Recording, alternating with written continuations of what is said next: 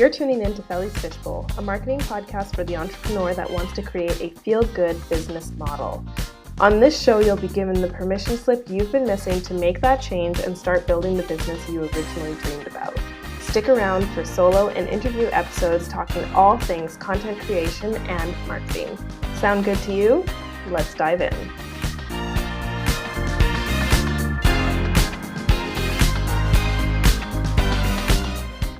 Hello everyone and welcome back to another episode of Felly's Fishbowl. Today is going to be what I'm assuming will be the first of many, and that is where I am going to be lovingly calling you out because sometimes you just need it. So today we're talking about how you're putting all of your energy into your core content, into your main content platform, and that is great. There's nothing wrong with that. But the problem is that it's showing. It's showing in the sense that your other platforms are being ignored. We'll use my agency clients, for example. At my agency, our clients' core content is podcasts. Sometimes video podcasts, sometimes YouTube turned into podcasts, but we'll stick to podcast just to make it clear and easy for you to imagine and maybe picture yourself in. But basically, you're putting all your energy into your podcast. And you're making these amazing episodes, action-packed, people are loving it, your audience is buying from you. But when it comes to your email list, when it comes to your blog, when it comes to your social media platforms, things aren't as intentional as they could be. To start, a lot of the times what I see is that all you're doing is sending an email each week saying, new podcast live. Maybe you give a brief description of what the podcast is. Maybe you literally just have the template that goes out every week, same time, saying there's a new podcast episode, check it out, link to listen on your selected platforms, right? And if you were using a more intentional strategy with your email list, you could be sending, yes, the announcement that the email is live, but maybe even a pre-email, like a day or two before that podcast goes out, teasing what that topic is to generate the interest and get people listening. Maybe you send an email after the podcast goes live, recapping the episode and inviting people to apply to work with you or buy your passive product, depending on what the focus of that episode was, if you were directing them anywhere. So there's so much that can be done, obviously, with each platform. There's reasons why we make them all work, right? But when you're focusing on your core content, it's important not to forget the rest of your content, forget the rest of your presence, especially because your core content will always need you to drive traffic to it. You will always be needing to direct people back to your YouTube channel, back to your podcast, because people find you in different places all the time. So you always want to be reminding people to go through that circle of your omnipresence. And okay, you've landed on my social media, join my email list, but listen to my podcast. Okay, you're on my podcast, download this freebie to get on my email list. And if you're not following me on social media, do it, right? There's a never-ending circle of directing people through your online platforms that needs to be maintained to have a sustainable omnipresence. And if you're only focusing on your podcast, you're missing that on all the others. And the others will stay stagnant, which is why you're not seeing the same results from those platforms as you're seeing from your podcast.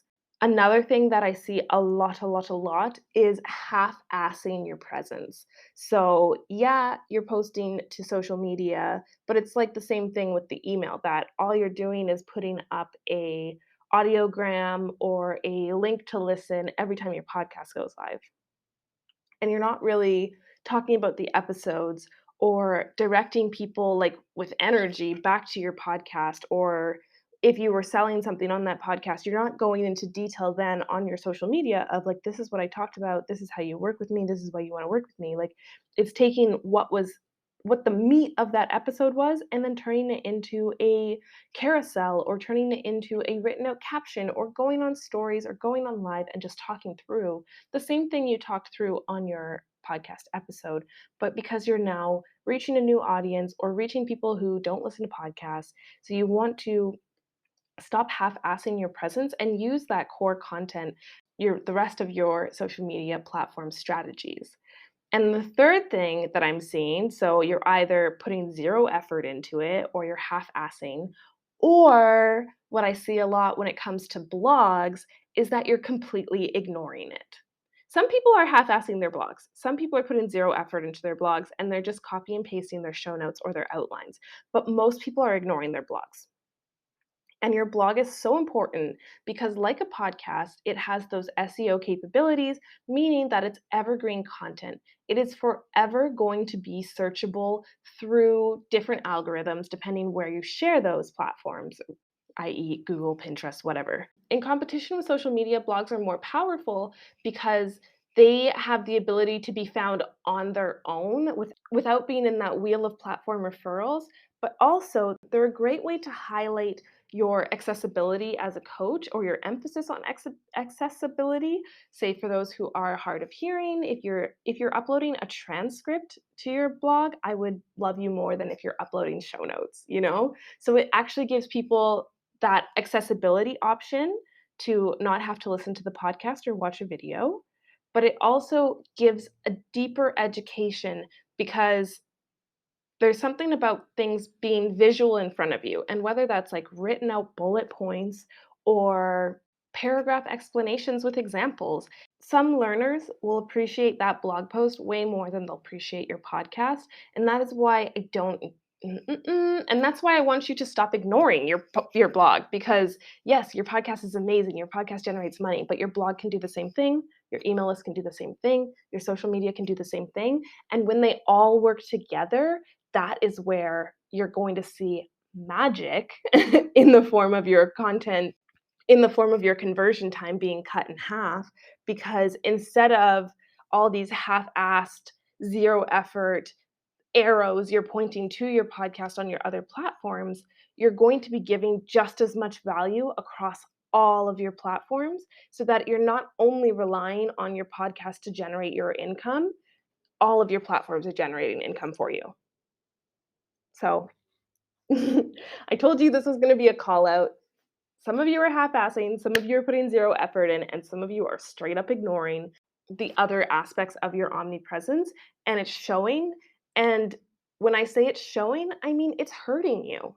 It's hurting your reach, it's hurting your conversion rate, and it's not doing any favors to your audience. So, if you would like support with this, of course, my agency has our repurposing retainers where we repurpose your video podcast, regular podcast, or YouTube channels into blogs, emails, and social media captions. If you are looking to do this all yourself, of course, keep listening to this show. I have so many other episodes talking about repurposing, how to get started with repurposing, and what your repurposing workflow could look like. Also, come give me a follow over on social media at FellyDayVA. Download our service guide if you are interested in hiring us for repurposing, and send me a message because I love talking to all of you.